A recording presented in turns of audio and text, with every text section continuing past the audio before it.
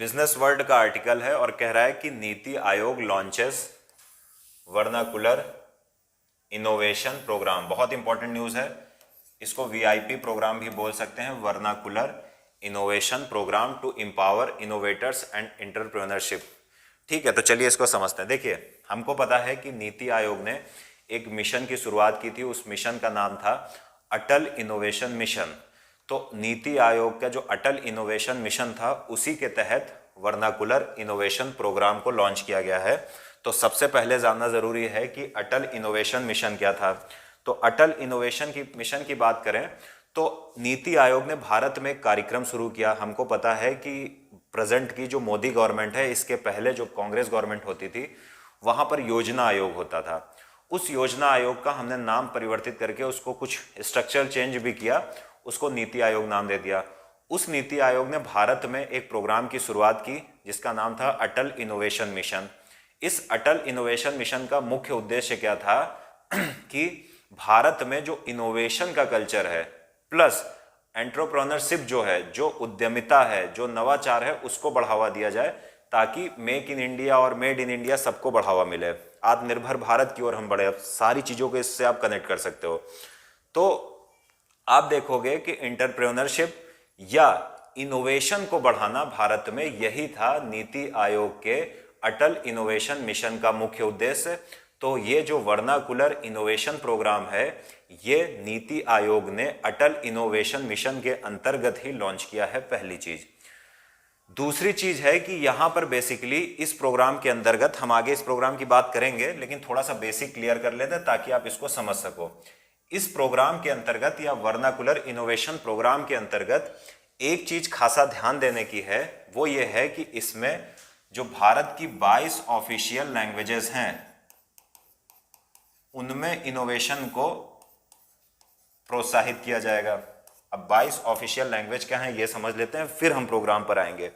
अगर हम भारत के संविधान की बात करें तो भारत के संविधान में 8th शेड्यूल है, 8वीं अनुसूची है, और हम देखेंगे 8वीं अनुसूची भाग 17 यानी पार्ट 17 आर्टिकल 343 से 351 तक भारत गणराज्य की या रिपब्लिक ऑफ इंडिया की कुछ ऑफिशियल लैंग्वेज दी गई हैं। फिर बोल रहा हूं, 8th शेड्यूल पार्ट 17 आर्टिकल 343 से 351 रिपब्लिक ऑफ इंडिया या भारतीय गणराज्य की कुछ ऑफिशियल लैंग्वेज दी गई हैं।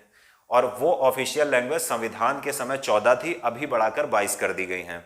अब बात ये आती है सबसे बड़ी कि ऑफिशियल लैंग्वेज क्या होती है। देखिए, नाम से ही अगर आप इसको हिंदी ट्रांसलेट करोगे तो राजभाषा, इंग्लिश में ऑफिशियल। तो राजभाषा से हम इसको थोड़ा सा मैनेज करने का प्रयास करते हैं। ऐसी भाषाएं जिनका प्रयोग राज्य के कामकाज में किया जाए, राज्य के एडमिनिस्ट्रेशन में किया जाए, राज्य के प्रशासन में किया जाए, उनको बोलते हैं ऑफिशियल लैंग्वेज या राजभाषाएं। भारत में जब संविधान लागू हुआ था तो 14 राजभाषाएं थी, बाद में बढ़ाते हुए 22 कर दी गई हैं। सबसे इंपॉर्टेंट चीज है कि इंग्लिश भारत में ऑफिशियल लैंग्वेज नहीं है, इस बात को याद रखिएगा। लेकिन हमने देखा कि 14 शुरुआत में थी, लेकिन धीरे धीरे भारत के संविधान में कुछ राजभाषाएं ऐड की गई। जैसे सबसे पहले कॉन्स्टिट्यूशनल अमेंडमेंट 21 के द्वारा भारत के संविधान में सिंधी को जोड़ा गया, यानी सिंधी को एक राजभाषा घोषित कर दिया गया। कॉन्स्टिट्यूशन अमेंडमेंट था 21।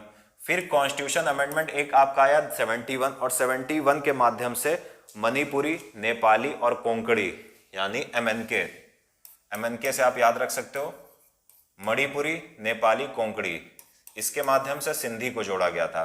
तो हमने क्या देखा कि 14 पहले थी, 14 4 कितनी हो गई, 14 4 हो गई 18।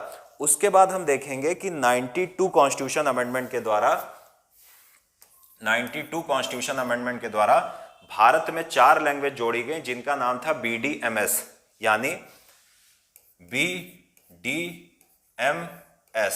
अब बात आती है BDMS का मतलब क्या हुआ। तो BDMS का मतलब है पहले तो बोडो, फिर डोगरी, फिर मैथिली, फिर संथाल। तो ये 4 लैंग्वेज जोड़ी गई तो कितनी हो गई, 15, 16, 17, 18, 19, 20, 21, 22। तो ये लैंग्वेज धीरे धीरे भारत के संविधान में जोड़ी गई। अब बात आती है कि किस भाषा को ऑफिशियल लैंग्वेज बनाया जाएगा। क्या कोई खास क्राइटेरिया है? बिल्कुल नहीं। इसके लिए कोई भी स्पेसिफाइड क्राइटेरिया नहीं है कि किस भाषा को राजभाषा का दर्जा दिया जाएगा। तो अब हम समझ लेते हैं वर्नाकुलर इनोवेशन प्रोग्राम क्या है और क्या है उसके मायने। तो चलिए देखते हैं कि इसका उद्देश्य क्या है। इसका एक बार आप लोगो भी देख लीजिए, कुछ ऐसा आपको दिखेगा, Atal innovation mission vernacular innovation program. Atal innovation mission, NITI Aayog का Atal innovation mission, Atal innovation mission के अंतर्गत वर्नाकुलर इनोवेशन प्रोग्राम है। तो चलिए देखते हैं कि ये है क्या। देखिए ये प्रोग्राम क्या है, आप सामान्य शब्दों में ऐसे समझो कि भारत में जो इनोवेशन है या फिर एंटरप्रेन्योरशिप है, यानी नवाचार है या उद्यमिता है, उसके क्षेत्र में एक इकोसिस्टम प्रदान करना, या ऑफिशियल जो भारत की 22 लैंग्वेज हैं उसमें इनोवेशन और साथ ही साथ एंटरप्रेन्योरशिप से रिलेटेड एक इकोसिस्टम प्रोवाइड करना। मतलब क्या हुआ, फिर समझिए।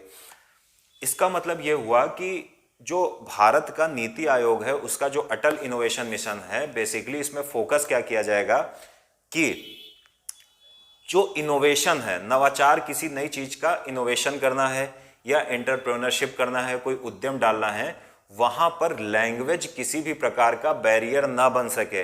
याद रखिएगा, वहां पर लैंग्वेज किसी भी प्रकार का बैरियर ना बन सके। इसका मतलब क्या हुआ कि इनोवेशन में क्या किया जाएगा कि जो 22 ऑफिशियल लैंग्वेज हैं उन लैंग्वेज में भी इनोवेशन को प्रोत्साहित किया जाएगा। तो यही बस ये प्रोग्राम है।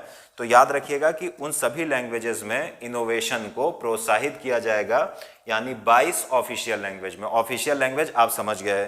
साथ ही साथ यहां पर हमने देखा कि सरकार या नीति आयोग कह रही है कि वो एक प्रकार का टास्क फोर्स बनाएगी। अब टास्क फोर्स क्या होता है, जो भारत के संविधान की 8वीं अनुसूची में भाग 17 में 22 ऑफिशियल लैंग्वेज हैं, उन सभी ऑफिशियल लैंग्वेज में एक लैंग्वेज में एक टास्क फोर्स, तो कुल 22 टास्क फोर्स बनाए जाएंगे जो उस लैंग्वेज में इनोवेशन को और एंटरप्रेन्योरशिप को प्रोत्साहित करेंगे। तो फायदा क्या होगा, इससे भारत में एक एंटरप्रेन्योरशिप का या इनोवेशन का कल्चर बढ़ेगा। तो उम्मीद है इस न्यूज़ को आप समझ पाए।